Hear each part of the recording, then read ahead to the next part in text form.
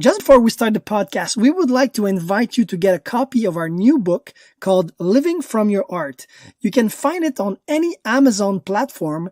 You will see it's a very bright colored orange and yellow book cover, and it was made for you artists because you help us live in a better world. We want to help you get more work. So thank you so much, and let's start this podcast. Hello, everyone. Welcome to the Living from Your Art podcast. I am your host, Eli Castlegar.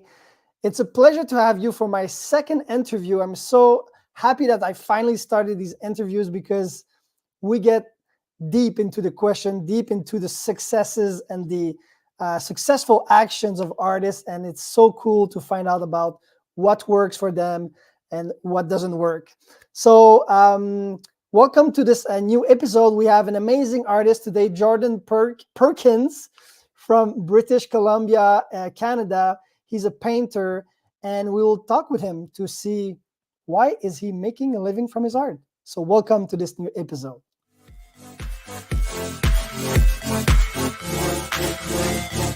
I want you to open up your horizon as an artist and see that there are many, many opportunities.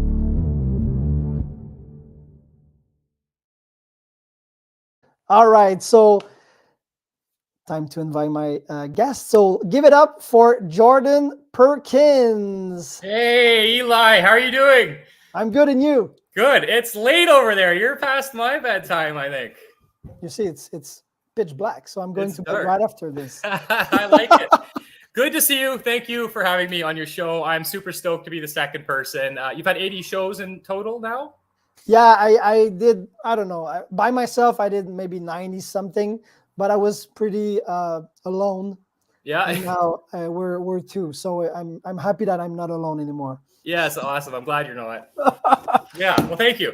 My pleasure, man. It was when I saw the kind of art you were creating, I had to invite you, and this is really, for me, it's very unique. I like what you do, and actually, I'll try something new. Okay, it's funny because I want to show what you do, so can people know who they have in the podcast today. But it's funny. I'm gonna put the pictures, but we're still gonna see us a little bit. I cannot understand how to. Okay, let's start.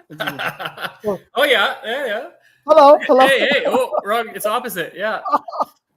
So there we go. So for the ones on audio, you cannot see the images, but we're showing the amazing paintings. Look at this one. This is crazy. That's a bright one.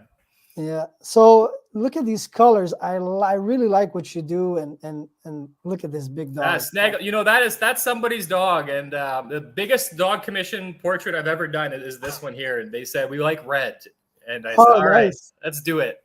It's funny because it's a small dog, but a very big painting. That's right. And now that painting is in their living room, so their kitchen, I believe, behind their main table.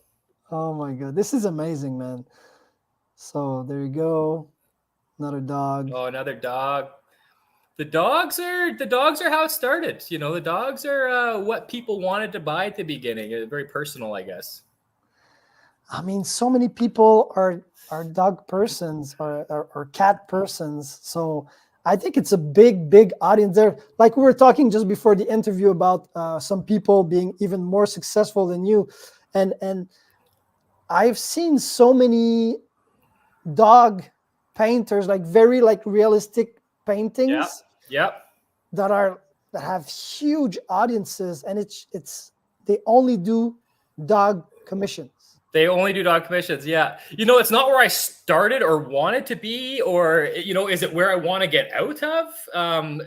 When you're painting a commission, there's a lot of pressure behind it because for me, I'm not painting realistic. So if you're painting realistic, you need to make this look like that. Don't get me wrong. I can't do that. But when you're painting, I call it more artsy, you need to make it fun and alive. And, you know, they kind of know what they want and why they've contacted me. So it's like, I always say, you know, send me some pictures of paintings you liked, and maybe I can pull something out of it to show you. And I tell them it's going to be artsy and it's going to look like their dog or cat or whatever. But it seems people love their dogs. I'd say that I paint out of 100 paintings, 98 or maybe 97 are dogs, 2 are cats, and 1 is a kid. So Wow. yeah. That's amazing. Well, at least you started with something that you knew and that you were able to give to more and more people. Yeah, the pet portraits are super. They're well, it's a piece of art. It's also personable, and it's something that you're going to have for the rest of your life. So when anyone ever talks about size, I say don't look at the dollar amount and skimp out and try to get something smaller, because you're never going to buy another one of these. That's going to be the only one. So get the size that fits the space if you have a space in mind. Or I like bigger is better is how I like to say. I mean, it's always nice to see a huge painting. So Yeah. anyway, so let's start with my first question. So my question is, I'm always curious. Like, as a kid, were you the kind of kid that was an entrepreneur and doing things to like make some money in the neighborhood? So yeah, I guess so. When I was 10, I had a paper route, and the paper route had, I think, 150 papers. It was 6 or 7 days a week. It took me up to 3 hours. It was a long go. After that, when I was 14, I started working at a place called Square Boys Pizza, and that became a full-time job at a young age. After school, 4 till midnight, and I always had work. It was just, I always wanted to earn money. I don't come from a super wealthy family. And one of the things in my life was, not really wanting to want things all the time, and work hard. And I always just say I'm a worker, like I'm going to put my all into it. I'm not going to sit around, and I'm just going to try to keep growing. And the growth it's just that thing that never ends. It's like when you're making paintings, it's like, what's your favorite painting? And for me, it's always my last painting is always my favorite. And a week from now, I'm going to have a new favorite. And I'm always just chasing that great painting, I guess.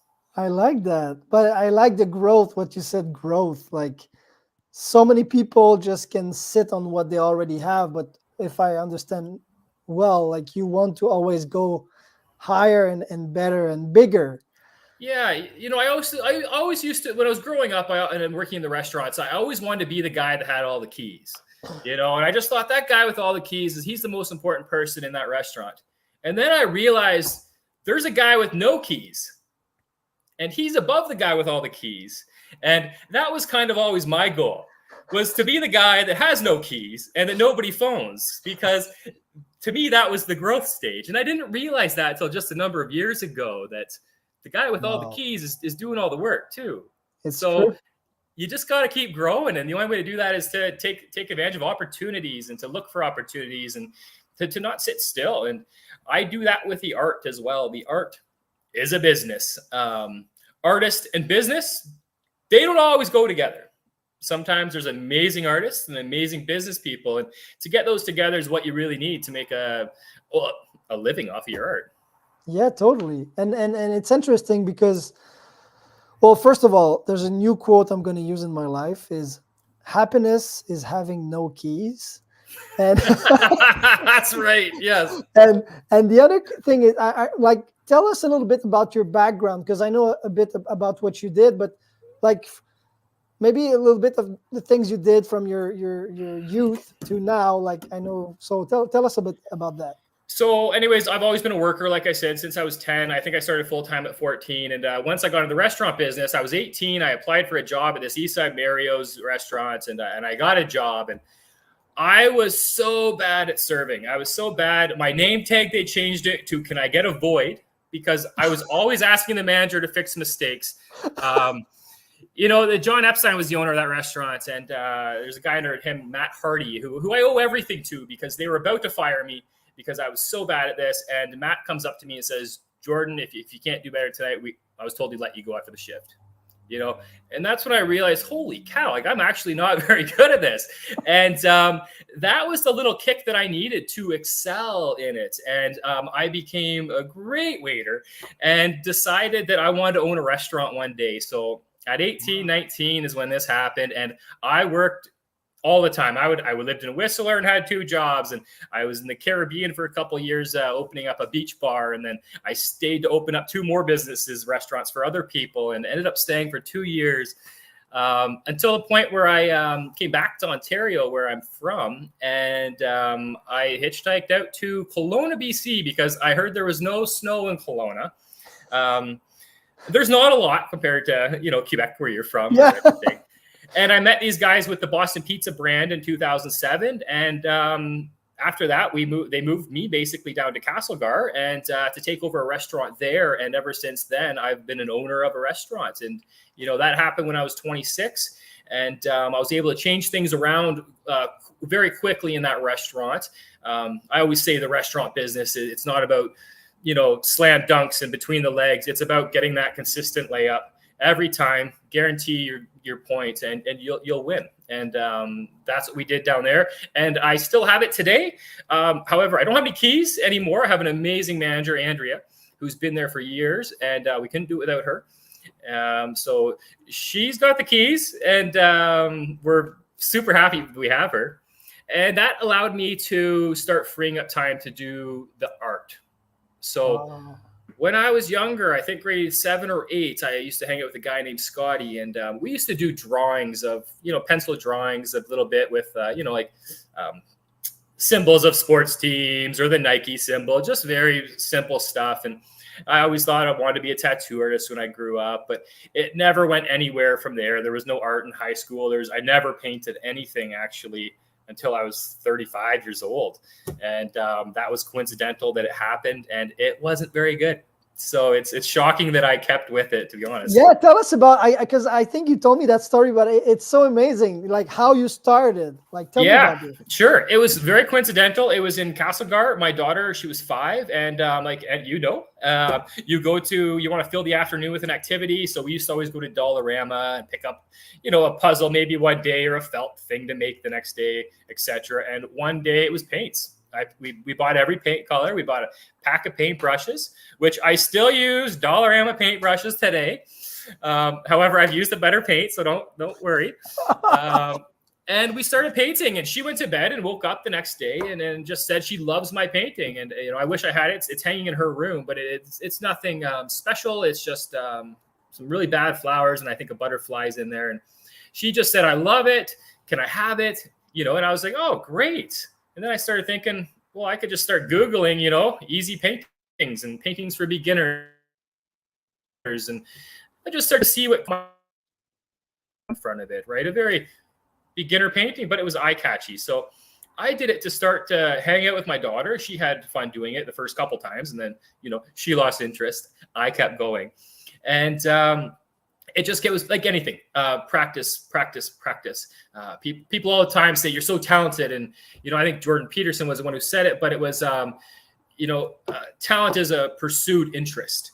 And I tell anybody, I painted hundreds, if not 1,000 for sure, paintings, and it's got thousands and thousands of hours. And if you put thousands and thousands of hours into something, you're going to find your way. You're going to get better. It's like walking. We couldn't walk at one point, and we do now because we practice it, Yeah. So and it was. How old were you? You were 35? I was 35. So, and I'm 43 now. So it was about 8 years ago. And I never imagined selling paintings. Basically, I did it as an after work activity. I would sit around and paint easy things, whatnots. And until one day somebody asked, like, how much do you want for that? And I was like, oh, I don't know. How much do you want to pay for it? What was it? What was the painting? It was a copied painting. I didn't end up selling it, but it was a copied painting of a very beginner painting, like kind of one of those ones you would go to a paint night for. It was a whimsical. It was a dead tree with like whimsical lines around it, and okay. And then I kept going, and not long after that, I discovered a couple artists who I still love today. I don't know if they're still my favorites, but they're up there, and that's Peter Tarrant and Voca, who, Voca's big up there in the art world, and a lot of these people that paint like me, he's kind of the art god, I'm sure you've heard of him. And so over the years, I just kind of started taking things you learn, and, I didn't check YouTube or anything, but I would look at other people's paintings and pictures, and any new artist will know as you're driving down the road, you start to see the shades of everything and think, well, how would I paint the side of that car? Because the front's red, the side's dark red. How would I do that? And you start everything I look at, I turn into a painting to think, how would I do that as a painting? And that doesn't happen anymore with me. But it was an experience where it just seemed surreal that it just consumed me at the time. All I wanted to do was paint, and looking back on it, I was so proud of these paintings, and I just thought I was the man. And I was like, oh, look how good this is. And now I look back and I'm like, oh man, I was posting that all over the internet, and but you have to start somewhere. And to anybody who bought those paintings, say 8 years ago, thank you. They're still great. Forget what I said, You can say you're sorry. Yeah. And then what really shot it all off was, I think being in the small town of 7,000 people and being kind of a public figure as owning a restaurant, and always being at the front desk and knowing people for years and watching their kids grow up, that allowed me to kind of paint something and walk into a business and be like, hey, do you want to hang this? And they're going to say yes. But then what really shot it up was somebody called and asked if I could paint their dog. And I said, well, I guess why not? I just painted an elephant and Mona Lisa, well, why couldn't I paint the dog? So was it someone you knew? Was it a friend of yours, or it wasn't a friend, but it was just somebody that, like, it was an acquaintance from basically business. Okay. And it was a little black. It was a girl but my age. She worked at a competing restaurant actually, and it was a Great Dane. And she just sent me the picture a few weeks ago or months ago, and I thought it was the best thing ever anyways. And, but now looking back, it's, I didn't do anything with the eyes. They were just all black, and it was just, you could really see where the steps have changed. And, I use stencils a lot now with the pet portraits, and I splatter all my paintings with watered down paint every time now. And those things weren't in there. And back then I used to do a little JP in the bottom corner as my signature. And, back to business, I started thinking, well, if somebody's sitting in someone's house and they see a painting with JP on it, how are they going to know it's me? How are they going to find me to buy paintings? So at that point, I realized I need to put my name on it, but I'm really bad at writing. It's just really sloppy. So I had a company make a little stamp, and now I paint the stamp and I push it on. So nice. Worst case scenario now, you can just Google Jordan Perkins, see it very clearly. And I know when I see paintings, I don't know who paints them. It might have a first name and initial, so it's hard to find people. So one of my marketing and business aspects was to make it so that ideally I'd get not famous, but popular enough where I would be on the internet and you can Google Jordan Perkins artist and then be able to find me. Oh, what a great idea. Yeah. So these little things that we don't necessarily think about, but people have to find you. People have to find you. That's the hardest part. So the easy part is making a painting, and the hard part is finding somebody to buy it, right? Such a great story, man. I love it. Thanks. Yeah. It's really, really interesting. Okay. And by the way, for everyone who's listening, I would like to know who you're listening, where you're listening from, if you know Jordan or not. So type in the comments if you know Jordan, where you're listening from, and if you are an artist as well. Tell us if you are a painter, whatever, visual artist. I want to know who's listening, because it's always fun to see where the audience come from. So, and please share as well the live interview, because we have Jordan Perkins, a very good artist. So, yeah. All right. So I'll go to my next question. So,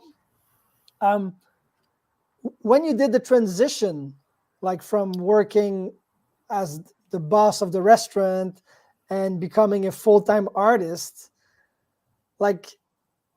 what did your family said, and how did it go? Was it a normal, was it on a long period of time? Sure. You worked part-time and eventually... So, and a lot of new artists will ask me this, is how do I become a full-time artist? And, my answer is don't quit your job and hope that you're just going to sell more paintings, because it might not happen. So I just eased into it gradually. I spent the first couple years just kind of getting better. Right. And then I started doing the pet portraits, which was a great way to get better, because now somebody was paying me for my practice, which was a great thing. Yeah. And they're still doing that. I appreciate it. I'm so grateful. But it was baby steps. To me, I would tell people right now, if you can easily get to, 60% or 75% of your working wage, then maybe if you took the next step, you'd be able to fill that other 25% or plus. So I gradually was working at the restaurants, and I was working all the time. And then it was getting some shorter days, and then it was kind of a less days a week. And I kind of just slowly took myself back a little bit. And I would say for the last 2.5 years, or I guess 3 years for sure, I could consider myself financially a full-time artist. And financially, to some people might mean millions, might mean thousands to other people. So for my simple lifestyle, it would be an easy thing to say that I lived off my art just a couple years ago. But it took 5 years of practice to get to that. And I did a lot of things, right? So I would do charities. Charity is a great way to get your name out. You're donating to the SPCA, or if you're donating to just any great cause, people are going to likely buy it quicker because maybe they donated to the SPCA anyway, and now they get a free painting with it. We did some raffles. We would hang them in businesses, the pet portraits, the Facebook, the Instagram, anywhere you can get people to see your art. The more people that see it, the better chance you have of them buying it. And how much would you say you are, I don't know if I should use this term, obsessed, but how much would you say you are always looking for these kind of, like, when you started with these things, were you like always looking at what's the next thing I could show my art to? Was it like something you were very active with? Yeah. So when I started painting, it was, I wanted to finish a painting and then I wanted to get into a business the next day, or I really was pushing it everywhere. When I started painting, it's all I could think about. And I don't know, people say you must have a passion for art. And honestly, at the beginning, it was a side hustle. And I think I liked the do-re-mi a little more. And I think that was kind of my main driver. And discovering people like something that you're doing, it doesn't hurt either. So it was great hearing that people did like it. And then I started hearing about how the art has helped them and how the dog portraits help people cope with the fact that their dog has passed. I'd say 90% of the dogs and animals that I paint have passed. And someone just messaged me about 2 months ago, said I touch it every day. So with the pet portraits, that's what really, really stands out. My goal was to stop doing them one day, but it's like I won't stop doing them because there's such an impact for people. They're great gifts as well. So it's just, yeah. And now I'm trying to paint things that kind of make you happy or have a little bit of pun involved, like that flying pig being floated by balloons the other day that I painted. I guess it's not a flying pig. It's probably a floating pig. So what's next? I don't know. An owl was yesterday. I'm told all the time by other artists that I should narrow in my subjects or narrow in my style. And I agree as an artist. And as a business person, I disagree because I think that you want to hit the biggest target you can. And for me, I like painting sometimes with beige colors, and sometimes I like colorful, and sometimes I want to paint a famous person. Sometimes I want to paint a car. Excuse me. So to paint just bears or just one thing to me is limiting my potential audience of a buyer. Yeah, totally. The one thing that I can't bend over with is smaller paintings. I get a lot of requests for smaller paintings, and my goal was not to paint small. My goal was to paint like Boca and Peter Tarrant, and I wasn't going to accept anything less than that. And I'm not comparing myself with them; they are way up here, but I wanted to paint centerpieces like this Highland cow behind me here. That's a 5 foot by 8 foot painting, and it fills the space. So my thoughts are, you got to fill the space. I want to be the centerpiece. A 2 foot by 3 foot painting takes me as long as a 1 foot by 1 foot painting. But I sell a 2 foot painting for X amount of dollars, and no one's going to pay that for this one. So I stick with the large. And over the years, my tools are large. My signature stamp is, this big. It's not getting smaller. So I'm sticking to my big paintings anyway for now. I agree with you. I agree with this because it's your art business. It's not someone else's art business. So it's a good thing that you take your decision and you're successful at what you're doing. So it's good. So we have Mandy here that says, I'm so inspired by the way you have built this, Jordan. Thank you. You know what? I just met Mandy the other day. She's a fresh artist, and I think she's just taking this year to become a full-time artist is what she's doing. So we've had a quick chat, and I think we've talked a little bit about some things that I do and whatnot, and I hope it's helped her. And a lot of artists, the there's a little bit of jealousy, a little bit of jealousy in the art world sometimes, and I try to counteract that. And as you'll see with my my stories on my Instagram, is every time I see a cool artist, I share it and say, "Go follow this person. They're awesome. You need to see them." There's no competition. The person buying my painting isn't necessarily going to buy theirs, or vice versa. It's true. No, You know? it's more of a we need to collaborate more than compete in the art world, because art, I mean, I talk about this in my book, and art helps others. So if we start to compete between artists, like there's this kind of negative competition. The goal is to help more people with more art on the walls and in the hands of people. So we have many people commenting where they're watching. We have Cassie, Stacy, Jennifer, we have Blair, Arlene, Cherida, Sorry, excuse me. Well, Mary thanks Joseph. everybody. Well, there's Yeah. Blair Mueller art there. He's got some neat stuff. That guy called me a few months ago. We had a good chat for I think an hour or so on the phone about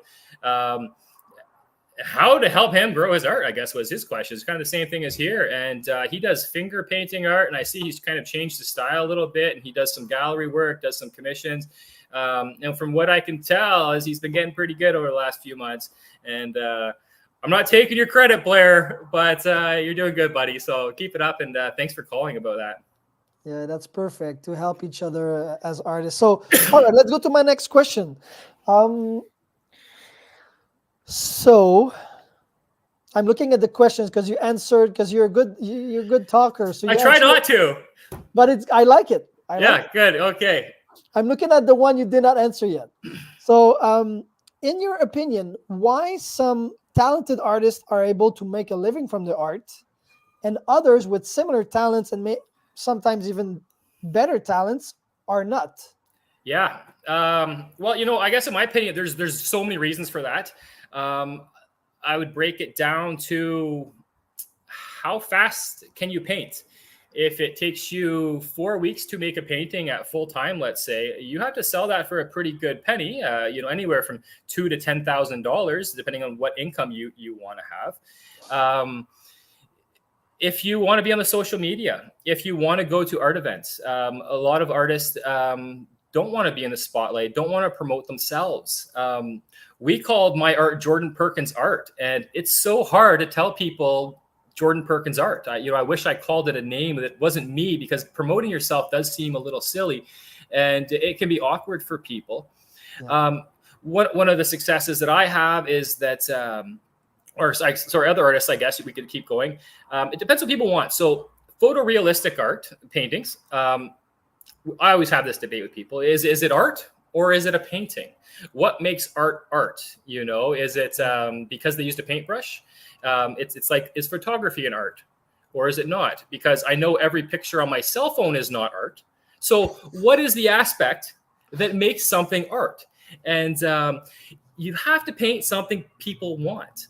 So if you're painting a baseball all the time, and nobody wants the baseball, but it's the best baseball painting in the entire world, you have to understand that the amount of people that want a baseball painting is going to be a lot lower than people who might want their dogs painted, who might like caribous or wolves or whatever. So finding your target market is number one. A lot of people can't do that because they're stuck in the I'm only going to paint what I want to paint. And not everybody's like that, but you have to paint what people want or they're not going to buy it. So you do really need to find that balance of what you do enjoy to do.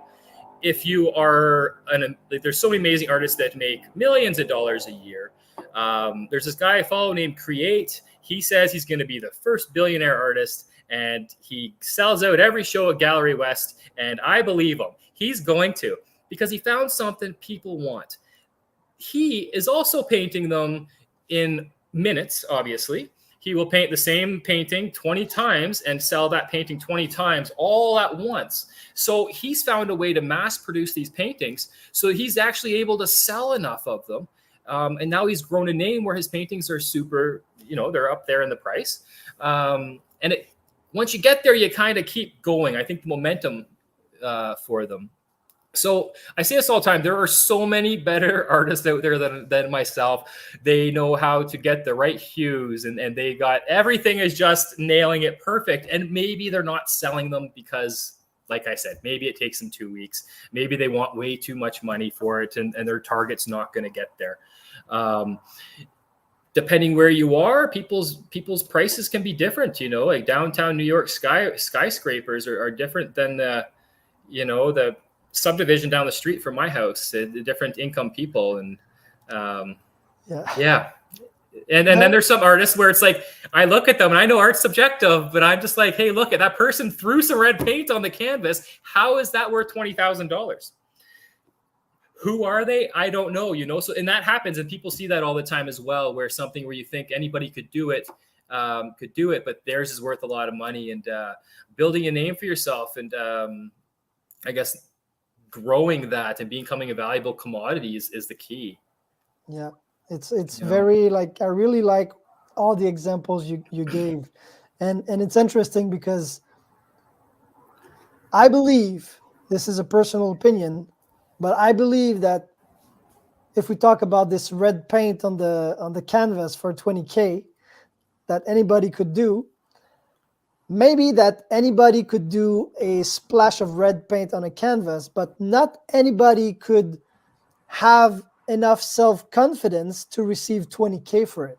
Right. That's what I believe, because receiving money is very spiritual in a way, It works with your self-worth, and so even raising your prices, because I did this with so many of my clients, raising prices. How do you do this? Yeah.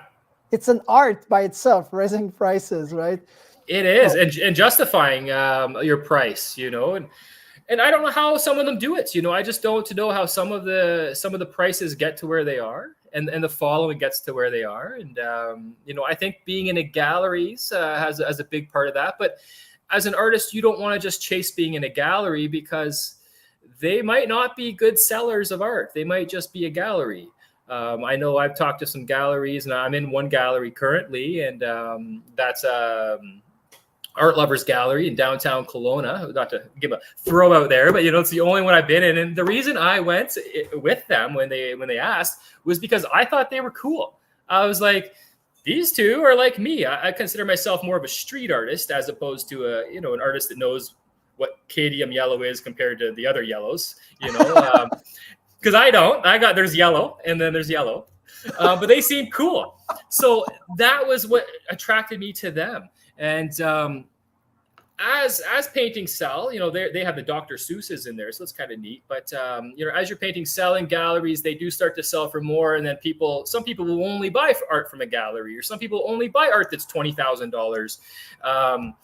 And you got to grow, I guess. You got to keep getting out there so that eventually that happens. And that's kind of my plan. Is I'm 43, and it's like, well, 20 years from now, 60 years, 63.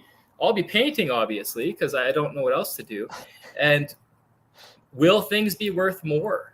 And then that's only up to the present me right now. Like the guy right now has to make sure that I'm going to grow for the future. And to do that is just keep your foot on the pedal and take the opportunities and push yourself out there to people. Yeah, but there's no right or wrong. Like I said, I don't do a lot of gallery stuff. Some people only do galleries. Some people never do galleries. It just depends what you want to do, what your opportunities are, because that is a big one. I know if I lived in the middle of Alaska, I'd probably sell a lot less paintings because I'd have to ship them all and nobody could see them in person. So your geological location, and there's just so many variables, and trying to crack that code, it looks different for everybody as well. Yeah, and what I hear and what you're saying is that, like you said, there's so many variables, but one thing that is for sure is that expanding your network and your connections will always be a successful action to get more eyes on your paintings, right? That's right. And that's why I share other artists' stuff, because it's like the gas stations. So why are gas stations all at the same corner? Well, because then you go to that one place and then you get to pick one. So I kind of like the same idea. If I share someone's art, maybe they'll share mine, and now I can steal some of their, not steal, but some of their followers become my followers, and they would like us for both different reasons. Yeah, totally. I agree. I agree. Collaboration with artists is the key. Huge, and your business and the other businesses and suppliers and everybody. You need it's back scratching. Yeah, totally. Let's scratch each other's back. So I'll go with my next question on that back scratching. What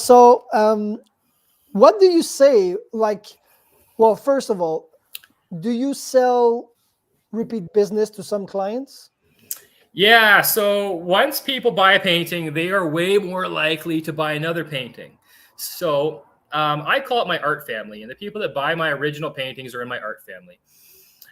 Even when I'm not taking commissions, if you already have a painting, I take your commission because you're one of my people now. Where were we going with this, Eli? Well, how do you follow up with them?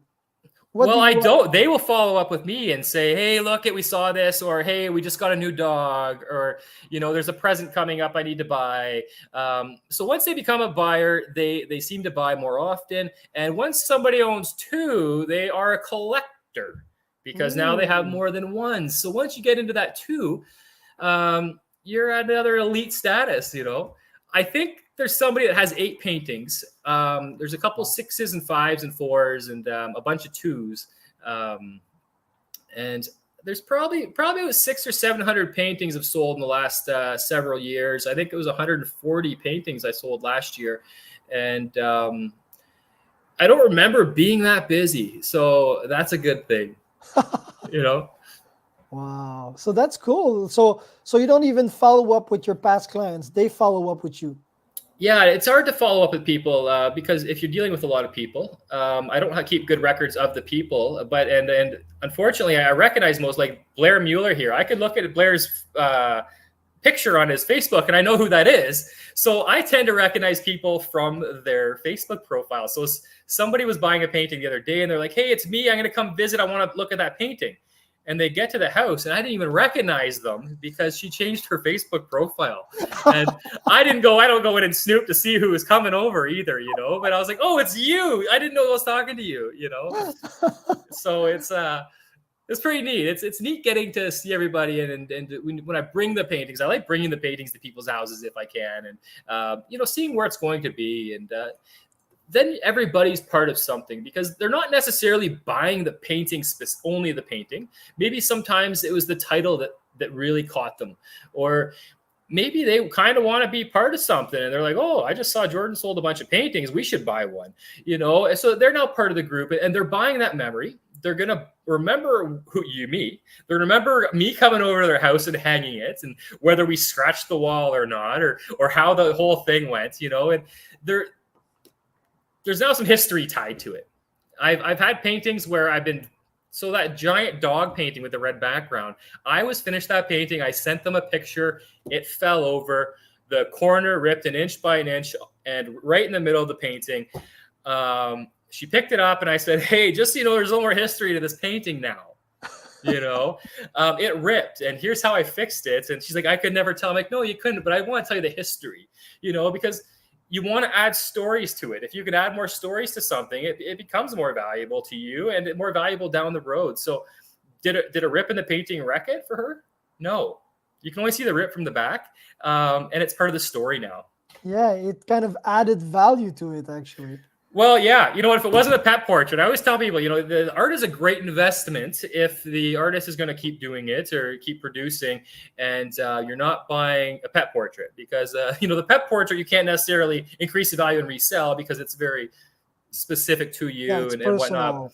But if you were to pick up these sailboats, everything's backwards. If you were to pick up those sailboats behind me or the cow there, over the years, it will increase in value because over the years, I have increased my prices due to supply and demand. And it's too bad. But once you get too busy, you have to raise your prices because you unfortunately do have to somehow slow things down, because if you have a commission list that just keeps growing and growing, you eventually just start to lose people and you start running a bad business, I guess. And I say, if you can't do it great, don't do it at all.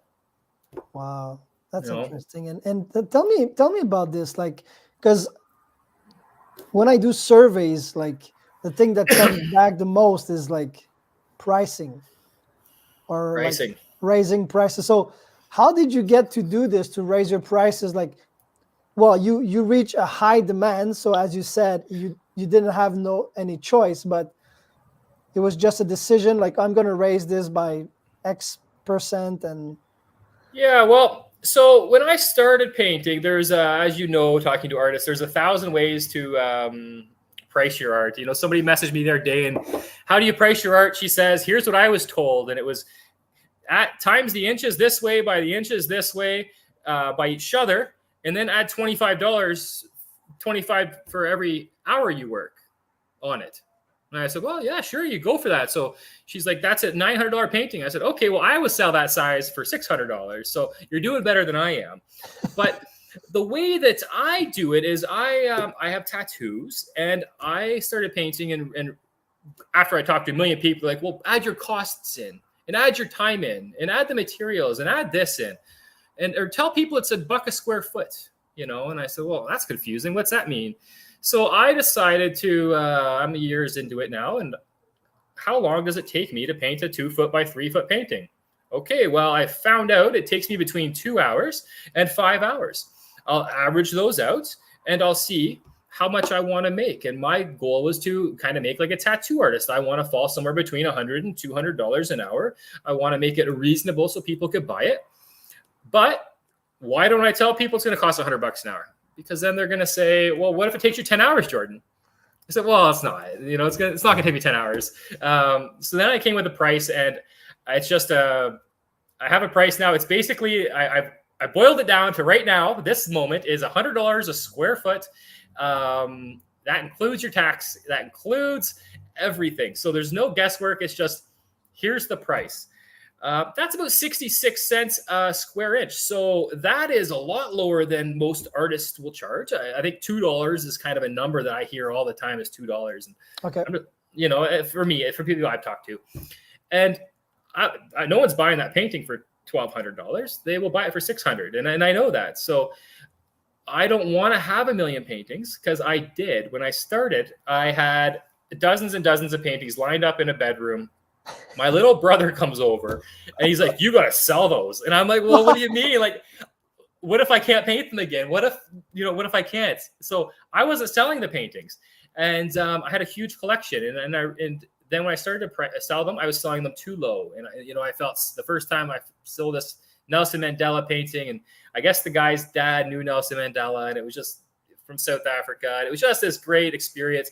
But I felt sick to my stomach after. I was going to call him and try to buy it back from him. And, I did call him and say, hey, if you ever sell it, please call me first. I'll buy it. And then as I go and I'm selling them, it was just kind of like, no, Jordan, you're putting your time in. You're gonna make some money today and tomorrow, and then somebody's going to have this for the rest of their life. And because you sell more, what happens is more people see them and more people want them. So, oh wow, if you sell a painting for a lower price, it doesn't mean that's where your income stops from that, because you might get another job from their mother or their sister who visited them.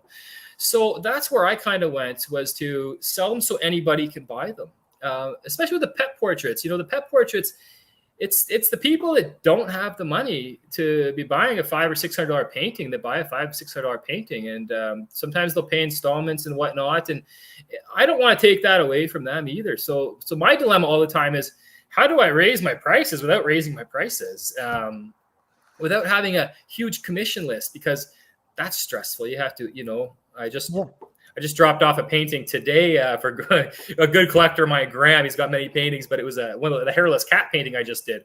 So his original quote on that was August 15th, and I dropped it off to him today because life gets busy. So as you're doing these commissions, you have these timelines and whatnot, but the commissions are a nice guaranteed income, as opposed to making a painting, like that cow in the back here. That cost me hundreds of dollars, and now I have hundreds of dollars sitting there, and it might sit there forever, or maybe someone buys it today, So it's the pricing is important. I feel people are pricing themselves out of the market 9 times out of 10. I see the prices, and I'm just like, oh, but I know that took you 5 hours, or I know that took you a couple days, or and I know what it takes them sometimes, and I'm just like, who told you to do that?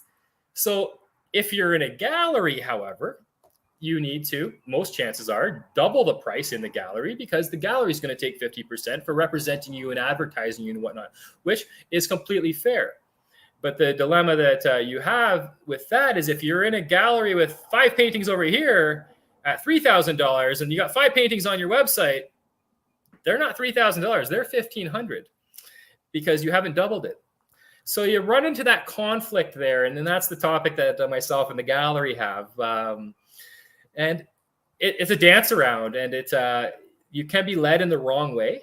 I feel a lot of people do mislead artists and tell them things that you are worth this much. It's like, well, if I was worth that much, why do I own 20 paintings still?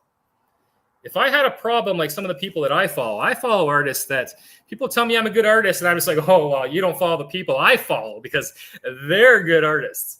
But these guys will sell the painting as they're making a post saying, I'm painting this. And their next post is, it's sold. Hopefully I'll finish this today. If you run into that problem, then yes, your prices have to go up. If you're not selling any paintings, your prices have to go down, or you maybe need to think about what you're painting. It might just happen to be something people really aren't that interested in. Baseballs. You paint baseballs. Yeah. The best baseballs in the world. Well, yeah. I'm glad that you answered that question, because this is very true. Artists are being given so many false or bad advice regarding pricing. The advice that I give to any artist who never sold a thing, who's like, how should I sell this? Is like, any price is the good price when you start. Right. Any freaking price. Yeah. So 50 cents is a good price. $25 is a good price. And then you go by increments until you feel good about this. So when I raise prices, yes, sorry to cut you off. When I raise prices, yes, I do it slowly. I'll do it, 10%. Before my last price increase was I was charging $550 for a dog portrait, but then I paid the GST and PST out of that. So all I did was I just added the GST and PST on top of that. When you're talking there, brought up a good learning lesson for me is I had this Elvis painting years ago. Sorry, I still have it. I had an Elvis painting years ago, and I wanted $350 for it. And somebody offered me $300 for it. And guess what? I didn't take it.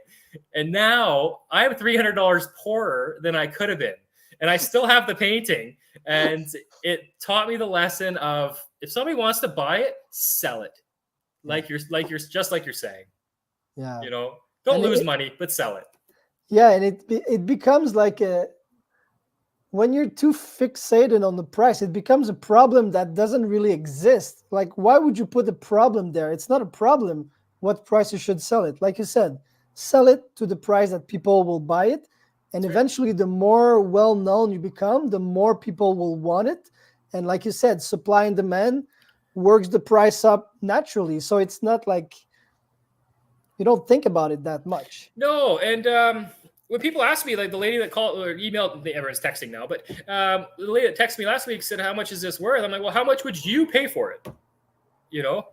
Tell me, would you pay $900 for it? Because if you wouldn't pay $900 for it, don't try to ask other people to pay $900 for it, because they might value their money as much as you do. So be realistic with yourself. Sell the paintings. Your paintings are worth nothing sitting in your garage. I used to think that the people that I follow, let's just use Voca as an example. Voca probably owns hundreds and hundreds and hundreds of unsold paintings. He has them all over the world. Yes, he's charging sometimes $150,000 for a painting, but he hasn't sold all of them. So if your paintings are selling after like I was saying, right when you paint them, sell them, raise the price. If they're not selling, you start to have too many. So I have 50 or 60 paintings on my website right now, and I kind of want to get to 100, 120, because then if I have an art show or something like that, I've got enough inventory just to pull without feeling like I need to make more if one sells. Yeah. If that makes sense. It's a good thing. And having these kind of prices, like, it's always a matter of who's your network. If you want to price your art at $150,000 or even $20,000, if your network is not the kind of person who has that kind of money to spend on art, well, don't ask yourself why you're not selling anything. So it's really like you have to be self-conscious of like who's surrounding you as well, and who do you know. That's right. And like I said, like what you're painting. So you could be painting something like an original painting to me is worth more than a pet portrait, even if they're the same size, because the original painting can be resold as an original artwork, and a pet portrait cannot be resold. A lot of people don't think about the investment aspect of art, but 4 years ago, my 4 foot by 4 foot paintings, I just sold them at $800. Now I sell them $1,200 to $1,600, and the people who bought those paintings 4 years ago have just doubled their value if they throw those up for sale somewhere. And it's just something a lot of people don't think about, and not that all artists have to die before their art's worth anything, but exactly. That would help too, Yeah. So, okay. So enough talk about price. Thank you so much for answering these questions, because this is such a hot subject. And I think there's no perfect answer to pricing. So nobody's wrong. Nobody's right. Just make sure you sell these paintings. That's right. I agree. So, all right. So next question. What is the best advice you've received concerning your art business? Well, I guess the best advice ever was my brother when he told me start selling the paintings. What are you going to do when you have 40 of them, 50, 60 of them and have to buy a truck to move one day? I think that was it. What else? Prints. Somebody told me to sell prints. I had a good 2 months of print sales online, but just like anything, you have to get people to your website now. So it's already hard enough to get them to your Facebook. Now you got to get them to your website. And then you have to somehow show them the quality. I've kind of done things a little more commercially, and some artists will have a print release and they'll release prints one time a year. I put mine up and they're available all the time. And to be honest with you, I add a 40% markup. So I've made them about as low as I can kind of go. And to half the time we're running a 20% off special. So my goal with the prints is not to really get rich off of them, and it's to get them in people's houses. So when they see that little Jordan Perkins in the corner, somebody can Google that and find me for later on. And other advice, I've been given, and just like anyone, go to markets. I went to a market and I didn't sell any paintings, so I gave up quick. I thought, I could go to a market. It's probably going to take me 5 or 6 hours of time and effort, and I'm going to scratch my paintings. Everything's going to, it gets damaged as you move it. Or I could stay home and paint a dog and make a little bit of money. So it depends. Years ago, I was hungrier, and I didn't have another restaurant. I didn't have the restaurant and whatnot. And I was a lot hungrier. And I say to my girlfriend all the time, I said, if I was younger and we didn't have another business already, I would be hungrier and I would be way more successful as an artist, because I would be pushing it harder. I would be going to all of the events. I would be going to all the galleries. My spare time would be driving down to restaurants to say, hey, can you hang this here? And so part of me, just like the restaurant business, I was hungry back then. I had to work hard because I wasn't where I wanted to be. And now my goal is I am where I want to be in life. I've got a great family in the art career, and I meet so many great people and everything that I'm doing it a little more leisurely now. And with the little more leisurely, I find there's a lot more productivity because I'm not worried about trying to make sure I'm going to make this painting to sell today. I look at I'm going to make this painting. Maybe someone will like it. Maybe they won't. Maybe in 4 years, someone's going to see this painting and love it and buy it. So it's, I guess it would change with your age and your finances and your life. And if you just had a child, or if you broke your arm, things are going to change. So everyone's going to be different. Yeah. Success. The definition of success is different for everyone. And to me, the definition of success has changed throughout my years. It used to be all money, money, money. I wanted to be rich. And now I'm just like, I want to be healthy because I need to live a long time, because life, you only get one. So it changes with time. It's true. Yeah. The goals the goals change with your experience. Experience makes your goals change because you can see differently where you're going. Yeah. Yeah. Very interesting. And do you think that if there was more artists making a living from their art, that it would be good for society in general? Well, I don't know. I think that I think that society is kind of old enough right now to have sort of found the sweet spot of what will support art, and I follow people ask for lessons all the time, and they want to paint dogs, and I just said, well, I can't teach everybody how to paint dogs my way. I showed my little brother, but I can't show everybody my techniques to do everything, because then everybody's painting the same thing I'm painting. And eventually I won't be making a living either, because some of those people are going to be not as good. Some are going to be as good. Some are going to be better. And I like to tell people, hey, who I use for shipping or paints or brushes or anything like that. But I don't want to sit down and show everybody, because if everybody's an artist, there's no one to buy them. So like building houses, if everybody built houses, we would have so many houses, and they wouldn't be worth any money, Yeah, so there's a balance that we have to have of full-time artists and I would think so. Okay. I would think so. All right. Because art's also it's an extra expense. So when the times get tough, people aren't buying art when they need to buy food or pay rent or fix their car, So it's not one of those jobs like a mechanic or something where you're always going to have work. Like there will be times where you don't. There's been times where I've been, okay, I can't take any more commissions.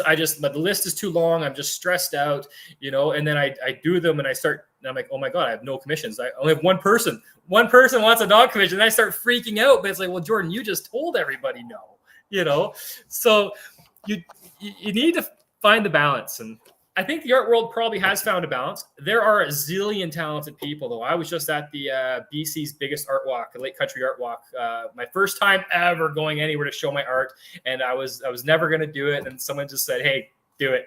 And it was great. The artists there's so many great artists. There were so many people interested in the art. And it was really neat to see, to answer my questions. How long does it take you? How much do you sell them for? How do you price it? Like I ask people the same questions that they ask me, because I'm one of those guys that you show me, I believe something, you show me something that's true or different, and it's real. I go with that too. You got to be able to adjust, is what I'm saying. Yeah. Understanding other people's reality can help you to see a different way how things work for them. And as you say, you can adjust. Well, my brother says, Jordan, I see a lot of rich artists. And I said, well, there are lots of rich artists, and 99% of them didn't get rich from being an artist. So if you're busy grinding day to day and you're working 12-hour shifts, you don't have the time to do the art. You're just trying to survive. So it's a combination of many things. Yeah, it's very interesting how one people experience, one person's experience as an artist maybe will not work for someone else, and vice versa. So it's very interesting. So what is your best way of finding new clients, or maybe when you were beginning, what was your best way of finding new clients? All right. Here's a couple of the best ways for me, and it's Facebook Marketplace. So I call it the garage sale of the art world.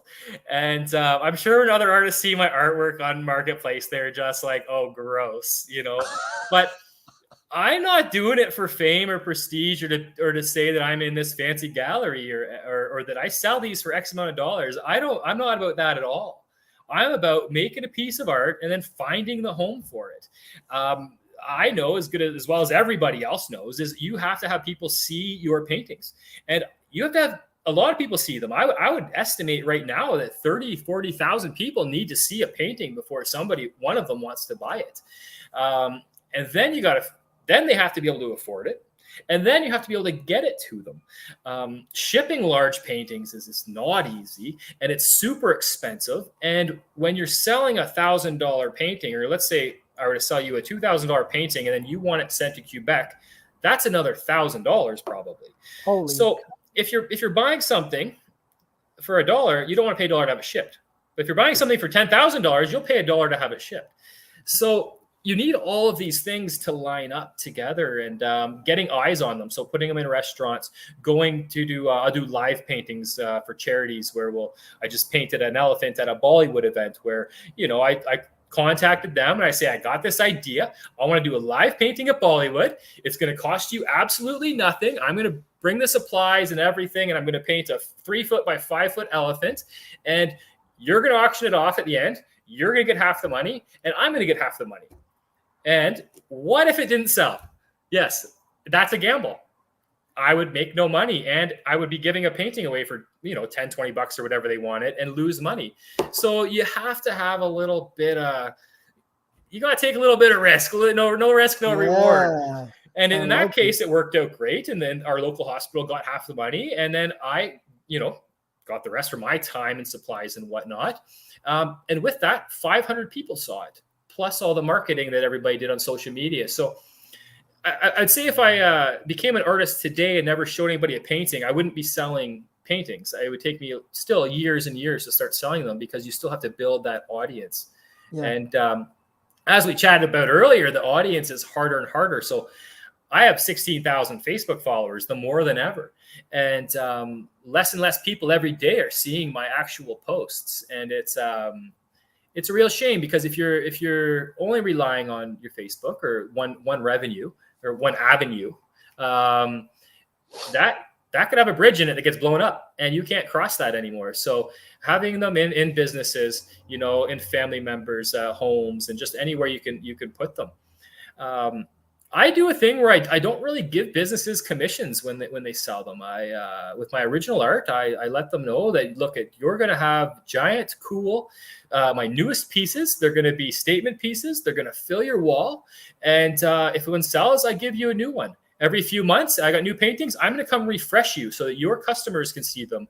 And that's another way to keep your prices low, because if the business wants a 35% or whatever, just to hang them, to sell them, they're taking a big share of that. If it was my prints, they're taking almost all of it. So for me, I try to find those places that are just like, yeah, man, we just want your art in here. This is gonna be great. And I just like Eatology and Vernon. I show up at 8:00 in the morning when they open and I just walk in, I change paintings out when I feel like it. They don't know I'm there and I leave, If somebody wanted a 35-40%, then I either can't do it or I need to raise my prices another 35%. And you know what? Maybe that's just the dollar that people don't want to pay. Yeah. So you gotta make the connections with the businesses. And in Castlegar, when I painted somebody putting a lipstick on, I'd walk into a salon and be like, this would look great in here. If I paint a horse, I go to the horse place and I say, hey, look, you guys want to hang this in here? It'll be for sale, and just kind of work a deal. Small commissions are okay, but I don't like, everybody needs to make some money, but sometimes when there was nothing put into it except for a venue and they needed it anyway, it's good enough for them to win by having that. Yeah, I think it's to find people who values art and are not like, that they understand the whole concept of being an artist as well. And I like the fact that you gave the example of like when you go to a horse race, you can bring a horse painting. Like I met an artist, she specialized in painting like golf scenery, like golf, golf course sceneries. Yeah. And usually people who go play golf, they have some money. So, and she became very like successful with only doing this. But it's very intelligent. Like you said, when you go to this kind of place, you do this kind of painting. You go to this kind of place. Bollywood, yeah. I like the Bollywood elephant. That's very cool. Yeah. Well, and the fact that you say that, like, so when I started painting animals, I was painting powerful animals like lions and tigers and elephants. And then someone's like, do you have a moose? And I'm like, a moose? Who wants a moose painting? Well, you know what? Everybody wants a moose painting because we're in BC. So then I started just last year. I'm like, oh, I'll paint some mooses and some pigs and some horses. Well, actually, I don't paint horses, but and the reason I don't paint horses actually is because horses are like a dog. It's you want your horse painted a lot of the time, not just the general horse. But anyways, so what I found is I should be painting more local. And that seems to work too. And it's just a different market, I guess. Yeah, totally. It's a decision as an artist, but the thing that you said that's very good is paint what people want. Of course, sometimes you will have artists who will say, no, I will paint what I want. It's fine if you don't want to make a living from it. Sure. Or if they're buying it because you paint what you want and people buy it, good for you. You are the one in the 100. or Exactly. Yeah. one in a few thousand. And so for me, my success so far is that I do a bit of both. I paint Yeah. some things that I want, and then I take pet commissions behind the scenes, or other paintings behind the scenes. And when I have a low commission list, I post my pet portraits on my Facebook. When I have a long commission list, I don't post any that I paint, and I just post my original paintings. So it's a balancing act of what you want to sell. Like, we want to sell prints. Obviously, every artist should want to sell prints. It's income on money it's just income on things that you've already done, smaller percentages. So we'll post prints all the time, and on our stories and whatnot. My partner, I keep saying my partner Chisa helps a lot behind the scenes, because it does get busy. It's just with all the paperwork, and if you have to ship something, I see somebody asked if shipping's included, and I don't usually include shipping prices in my art, because then if they don't want it shipped, then you got to take it out. Or if it's a bigger painting, how could you ship it? It might cost 400, it might cost 800. So I do things like, I say a pet portrait 2 feet by 3 foot is $50 shipping anywhere in Canada, because I know it's going to cost about $20 to $30 to ship it. I know it's going to take me an hour to box it up, and I know that it's going to take all the supplies. So and in the States, I charge $80 for shipping, because one time I shipped one down to Texas, which I think is one of the farthest places away from me, and it was like $85. So I said, okay, well, shipping to the States is $80, no matter what, for this size. Exactly. Because you need to keep it simple for people, and people are inherently almost lazy sometimes, and you know what I mean. You got to make it easy for them. Like on the computer, if you push play and it doesn't play in 5 seconds, you're pushing skip and you're moving on. So if you tell people that, oh, let me get back to you with a shipping price, or, oh, well, the price for that, yeah, it's just this 16 inches times 50 inches times 4, and it took me 8 hours at $25 an hour. They don't want that. They want easy. And one of the goals for me is to make it easy. So when someone asks me a price or initial contact, I have something on my phone, I copy it, I paste it, and I say, here's my general blurb. It's going to answer most of your questions. If it doesn't, let me know. Good. I like this. The fast way of doing business. I think you really got this covered. Like, well, being fast. I think you need to do fast. And when I was painting my first paintings, they took a really, really long time typically, because I was trying to make them perfect and everything. And as I went on, I realized that just like anything, the more you make, the more you have an opportunity to sell. So if you're not painting anything, you can't sell anything. If you don't have any paintings to sell, you can't sell them. So I started learning techniques to paint fast. My goal now is to paint them fast. I've set myself an hourly rate, and at the end of the day, I need to paint that pet portrait in under 5 hours. Like at 5 hours, I think I would just, sorry, I can't do it. I've been trying and I can't. And I would never do that to somebody, but you want to turn it into a business, and you need to keep you need to get out there. You need to make sure everybody can see your art. You need to make sure your costs are as low as possible. Yeah. You don't want to nickel and dime your customer. If it's going to cost you, an extra $5 after you sent them the quote, don't fix it. Just lose $5. You're still not losing anything. You're not paying $5. Yeah. And then techniques to paint fast. So if you're not painting fast, there's this Carla Grace girl I follow. Her paintings take 40 hours. She sells them for $40,000. Perfect. That makes complete sense to me. Obviously that's an amazing wage. But if they take you, 40 hours, you can't sell it for $1,000. So you got to be a little realistic. And my backgrounds, I paint everything with the background first, and then I do some stencil stuff, and which paints the painting very quick. A lot of the time it's just watered down paints on the floor, which gives me color on everything in the canvas. So when I'm painting, even the spots that I don't paint still have a color. And I call it see-through. When I show my clients, I'm like, hey, look at this. This is see-through, and they don't know what I mean, but it's ways to make it quick anyway. And at the end, I always add splatters. And the splatters, I think those came from Peter Tarrant, I think is who I first saw do those. And for me, it's two reasons. One, I like it. And two, the splatters enable you to leave any mistakes or smudges or little blurbs you find, because it kind of keeps the eye busy, and everything looks like a splatter almost. I always say that my paintings are messy. People like, don't say that, don't say that. And I say, well, when I'm done a painting, if I see something I don't like, I leave it. I just say, that's the way it was supposed to be. I have an octopus painting in my bathroom, and I know there's a thumb smudge mark on its eyeball. And I've known this for years, and I'm going to keep it because it's the way it's supposed to be. I love this. I love how you convince yourself. It's perfect. It is what it is. It is what it is. Yeah. It's a very good technique to not go into the perfectionist side, the dark side of perfectionism. Well, it is. And, I had an artist I messaged about years ago, but I just say, holy cow, man, I can't believe how great you are at painting. And they were photorealistic paintings. And he writes back, he's like, I wish I could do what you do. He's like, I can't be loose. I can't let it be like that. If the eyeball is not completely circle, I can't leave it like that. He's like, I have the inability to make it sloppier, and it's, I guess it's just what's in your mind and what you're seeing and what you're doing. And that's why everybody's so different with it. And even if you try to copy someone's art, or someone tries to copy me, people say, can I copy your painting? Go for it. I can't stop you. What am I going to do anyway? But the chances are my little flares and what I do is not going to show in theirs, and vice versa.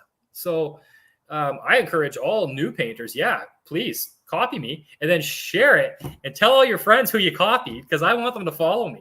Yeah, totally. I love it. And where do you see your career or your art business in the next 15, 20 years? Well, what I are don't your know. goals? You know what? I don't know. I think right now the goal is just to get the kids going the next 5 years, get them onto their lives. But we keep talking about opening an art store, art studio or something. And the only thing holding us back, I guess, is, having to be somewhere at a certain time. Because right now I work at home. When we're done here, I can go downstairs and work, or I cannot, So it's, I think my goal would be to keep doing what I'm doing. I do want to get into some galleries, and maybe I'm being a little picky, but I want to get into to nice galleries, big ones. I'm avoiding anything that's, the hoity-toity art world aspect of things. I'm not into that part of it. I'm into the, give me a hug, let's have some fun, great art. If your painting falls on the ground, it's not the end of the world. You know what I mean? It's just, it's loose. Like, when I move these paintings around, I am throwing them in the truck, and then somebody will come pick their painting up, and they've got the blankets and the plastic and the straps. And I'm like, oh, you don't need any of that. You just put it in the back, Yeah. So for me, I want to keep my art very fun and loose. I don't think I'll ever do any lessons or whatnot. I do, I guess, want to get away from doing commissions, I think, at some point. I think that, the pet commissions is one of those things where, does it devalue your art, your original art? And I don't have an answer for it. I feel like it does, but it also pays my bills, makes people happy. So and I think the time will come when it's just like, okay, well, I'm selling enough originals now. Maybe I should just be a little more selective. And this year I've decided that I'm going to be more selective with my commissions. And I used to want to make people happy. And even when I got that crappy picture where it's like, hey, does your dog have 2 eyes or 1 eye? Because I can't see its face. I've gotten more picky because that just puts stress on me. There's a story I have last year. This guy buys 3 dog portraits, and he's got pictures of 2 of them, right? And I said, well, what about the dash hound? He's like, Jordan, it's a freaking black and brown dash hound. Get a picture off the internet, he says to me. So, all right, I get a picture off the internet, and after he gives it to his wife, I was like, how'd she like it? He's like, she loves them. She especially likes the dash hound. Looks just like them. I'm just like, oh, pretty funny. But I've stopped taking the angles I don't like. If it's something I think it's just gonna be too hard for me and it cause me some stress, I'm trying to eliminate that, because painting commissions, as any artist knows, is stressful enough, because like the cow in the background, nobody has to like it. If I didn't like it, I could paint over it and nobody would ever know. But that commission has to be liked by somebody. I actually just sent somebody a message with pictures 4 or 5 minutes before you and I got on here, and he saw it. So this whole time, I don't know if this guy loves it, if he hates it, if I need to change something. And that's something artists need to realize too. If somebody does need an eye change or an ear change, don't get mad. They're not trying to make you work harder. Go back and look at it, and you're probably going to be like, oh, it is off. How did I do that? You could trace something or use a projector, and still you could have something that's off. And take it with a grain of salt, because the more you throw out there and the more that you're showing people your work, the more criticism that's going to come. There's going to be some sabotage. There's going to be 8 million NFT scammers trying to steal from you. Yeah. Those guys are something. So I've had a lot of fun with them. And there's always going to be something out there, something that's going to be a hurdle, and just don't let it get in the way. I saw somebody on a post the other day say that they want to stop selling art because they don't know who the real buyers are, because all these NFT scammers. And I just said, well, don't hurt yourself because these people are trying to steal from you. Just be a little pickier and ask them some main questions you'll know, so you can delete them really quick, Exactly. and do you. I love it. You have a great message, Jordan. I'm really happy I got you on the podcast. I really, really, really happy. Yeah, thanks. I'm glad that we're on here. We talked a few months ago, and I was like, oh, maybe it fell off a wagon or something. I don't know, And to hear from you again was great, and I'm glad I was able to be number 2. Yeah, totally. I had you in mind. Yeah, I was in the UK for a while, so we came back, and it was just... But now it's back, and I think that you bring so much value today to the podcast. I really, really appreciate it. I think we have good comments here, great information from Linda. Anyway, so many comments. You'll be able to go through them and answer some of it if you want afterwards.